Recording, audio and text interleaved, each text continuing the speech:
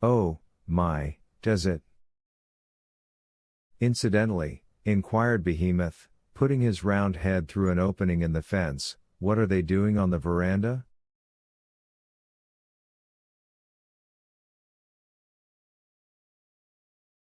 Having dinner, explained Koroviev, and to that I will add, my dear, that the restaurant here is inexpensive and not bad at all.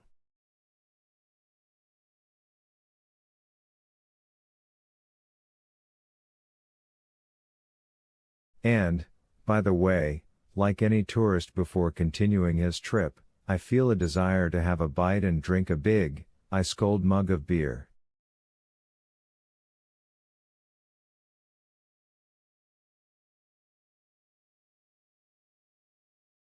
Me, too, replied Behemoth, and the two blackguards marched down the asphalt path under the lindens straight to the veranda of the unsuspecting restaurant.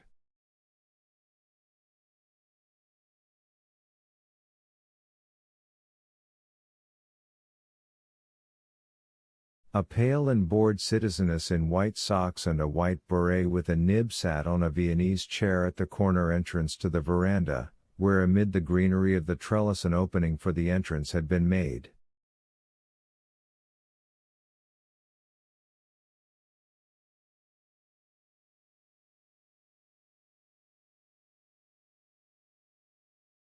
In front of her on a simple kitchen table lay a fat book of the ledger variety, in which the citizeness, for unknown reasons, wrote down all those who entered the restaurant.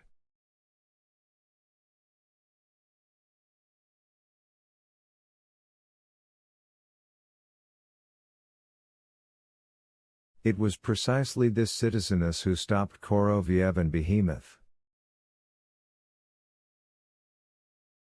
Your identification cards? She was gazing in amazement at Koroviev's pince-nez, and also at Behemoth's primus and Behemoth's torn elbow.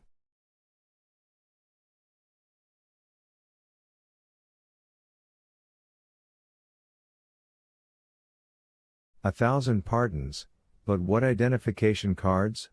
asked Koroviev in surprise.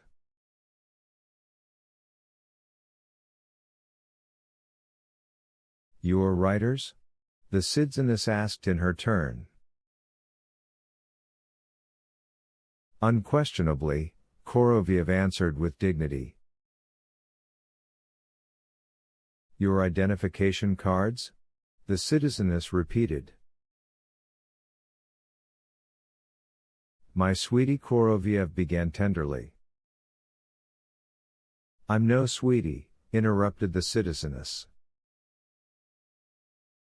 "More's the pity," Koroviev said disappointedly and went on, "well, so, if you don't want to be a sweetie, which would be quite pleasant, you don't have to be."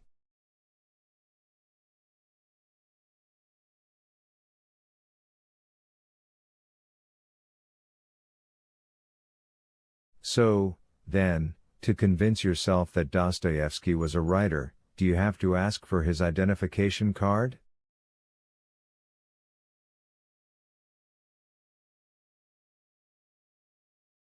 "Just take any 5 pages from any one of his novels and you'll be convinced, without any identification card, that you're dealing with a writer."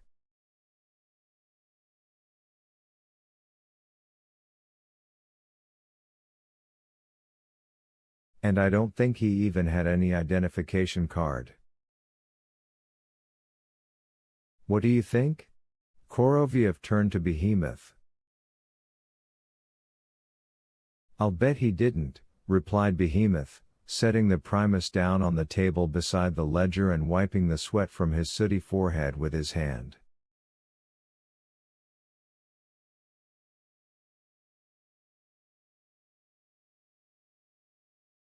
"You are not Dostoevsky," said the citizeness, who was getting muddled by Koroviev.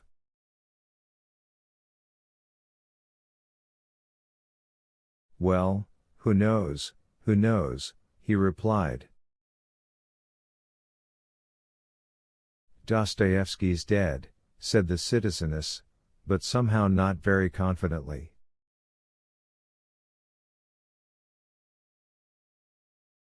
I protest. Behemoth exclaimed hotly. Dostoevsky is immortal.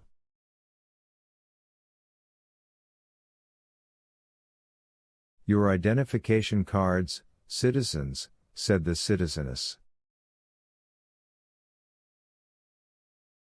Good gracious, this is getting to be ridiculous. Koroviev would not give in. A writer is defined not by any identity card, but by what he writes.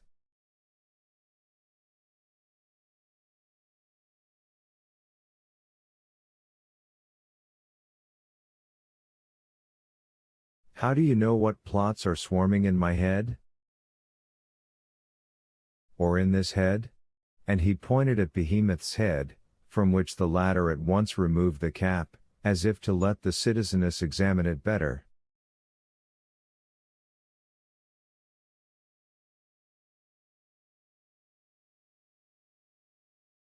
Step aside, citizens, she said, nervously now. Koroviev and Behemoth stepped aside and let pass some writer in a grey suit with a tieless, summer white shirt, the collar of which lay wide open on the lapels of his jacket, and with a newspaper under his arm.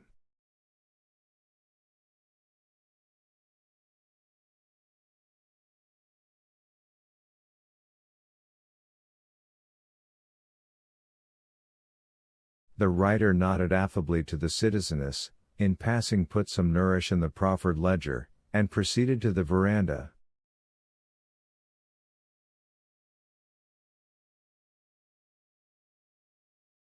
Alas, not to us, not to us, Koroviev began sadly, but to him will go that ice-cold mug of beer, which you and I, poor wanderers, so dreamed of together. Our position is woeful and difficult, and I don't know what to do.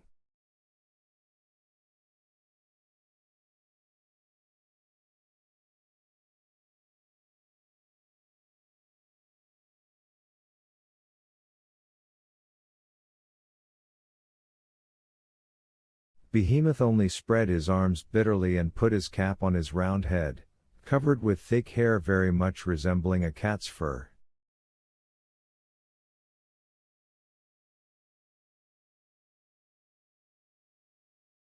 And at that moment a low but peremptory voice sounded over the head of the citizeness. Let them pass, Sophia Pavlovna. The citizeness with the ledger was amazed. Amidst the greenery of the trellis appeared the white tail-coated chest and wedge-shaped beard of the freebooter.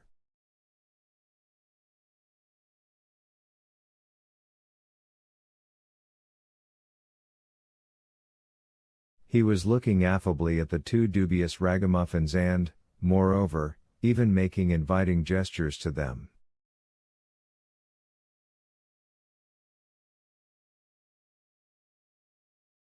Archibald Archibaldovitch's authority was something seriously felt in the restaurant under his management, and Sophia Pavlovna obediently asked Koroviev.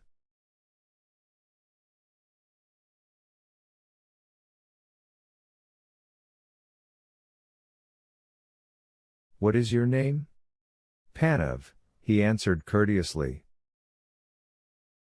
The citizeness wrote this name down and raised a questioning glance to Behemoth. Skabachevsky, the latter squeaked, for some reason pointing to his Primus.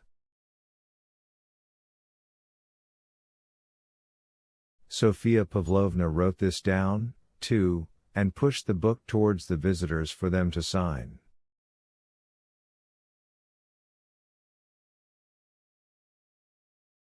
Koroviev wrote Skabachevsky next to the name Panov, and Behemoth wrote Panov next to Skabachevsky.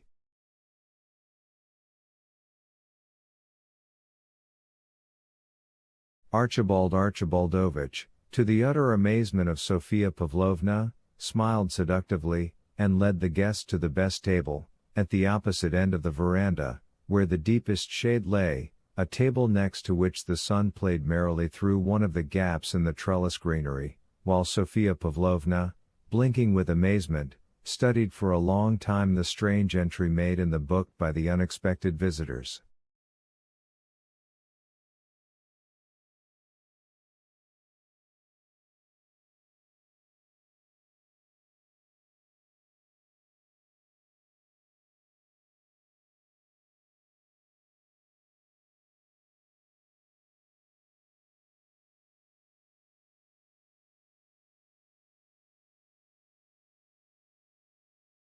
Archibaldovich surprised the waiters no less than he had Sofia Pavlovna. He personally drew a chair back from the table, inviting Koroviev to sit down, winked to one, whispered something to the other, and the two waiters began bustling around the new guests, one of whom set his primus down on the floor next to his scuffed shoe.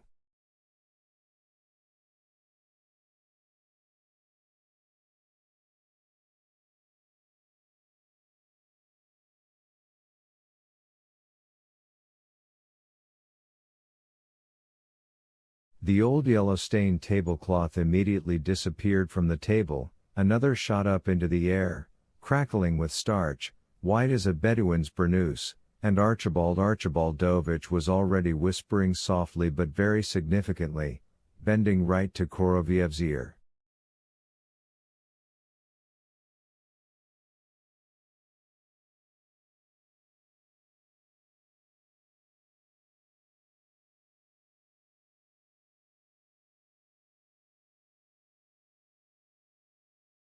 What may I treat you to?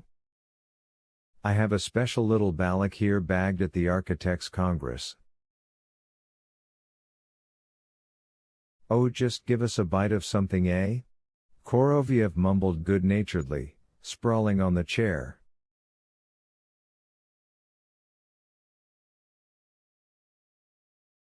I understand, Archibaldovich replied meaningfully, closing his eyes.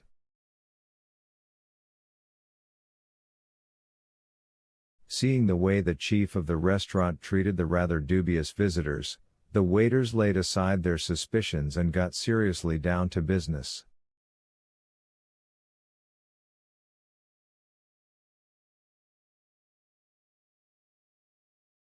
One was already offering a match to Behemoth, who had taken a butt from his pocket and put it in his mouth. The other raced up clinking with green glass and at their places arranged goblets, tumblers, and those thin-walled glasses from which it is so nice to drink seltzer under the awning. No, skipping ahead, let us say, it used to be so nice to drink seltzer under the awning of the unforgettable Gribaudoff veranda.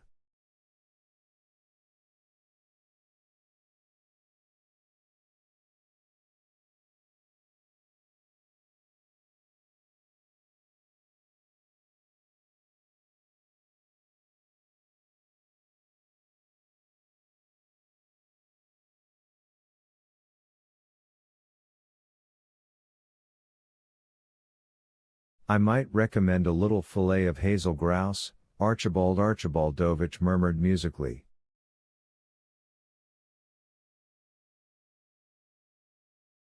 The guest in the cracked pince-nez fully approved the commander of the brig's suggestions and gazed at him benevolently through the useless bit of glass.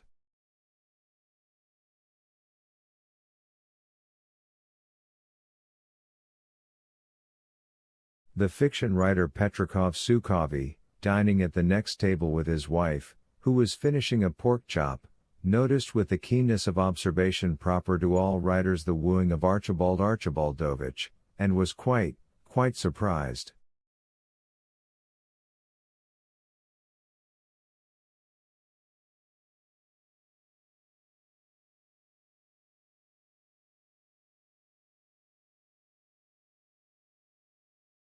And his wife, a very respectable lady, even simply became jealous of Koroviev over the pirate, and even rapped with her teaspoon, as if to say, "Why are we kept waiting? It's time the ice cream was served."